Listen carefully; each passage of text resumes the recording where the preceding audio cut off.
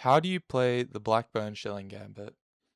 Well, first off, the Blackburne shilling gambit is a trap that you can use to counter a aggressive fried liverish attack from the Italian game.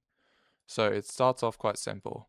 Uh, Two knights game, very simple. Italian game, right? Threatening that you are playing as black. From here, you'll move your knight d4. And now you could think, cool, what if they just take the knight? Then you take their attack is sort of ruined. You can back it up. Um, it's whatever, but you can also see they have a hanging pawn, so why not just take it? Cool. It also sets up for your double attack here for the rook queen fork. Doesn't seem like a bad move. So now black brings out the queen to attack the rook, considering it's hanging and doesn't really have much defense.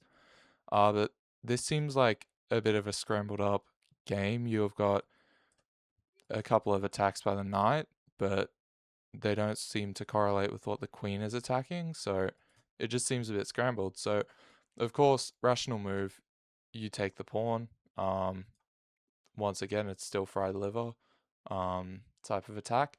You are forking, and this seems like a very winning position for white until you take g2.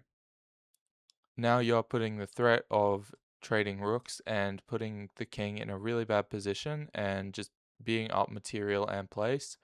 And then you could proceed to, trap the knight. They have no developed pieces, it's just not an amazing spot if they do not move the rook. So if they move the rook here, same thing. If they move the rook to king, it's protected, right? If queen takes, then king takes, you're down a queen and a rook. Bit stupid, right? Why wouldn't you play that? Queen attacks e4. The game is all but lost at this point for white because there are only two moves that you can legally do. You could block with your bishop or you could block with your queen. If you block with your queen, then you lose your queen to the knight. It's captured by bishop, and then once again you can set up the trap for the knight, and you have a developed queen, you have a semi-developed pawn, you have a semi-developed bishop, you have a queenside castle, and they have a pinned bishop and one less queen. It's a really bad position. They cannot castle kingside. So if you don't put too much thought into it, you might think, cool, bishop. Real easy. You're not sacrificing anything if takes, and then so what? You can't castle, you're still winning, and rook, right?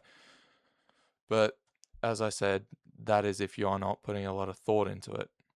You can move your knight to f3, and that is the gist of the Blackburne shilling gambit, and that is how you play it. I'm sure there are a few variations that you could play. I'm sure there are similar things, similar openings, such as I know the Fritz gambit is very close, Fritz variation. But yeah, in a nutshell, that is how you play the Blackburne shilling gambit. So make sure to try it out if you're facing someone who plays the Italian game. Thanks for watching. Bye.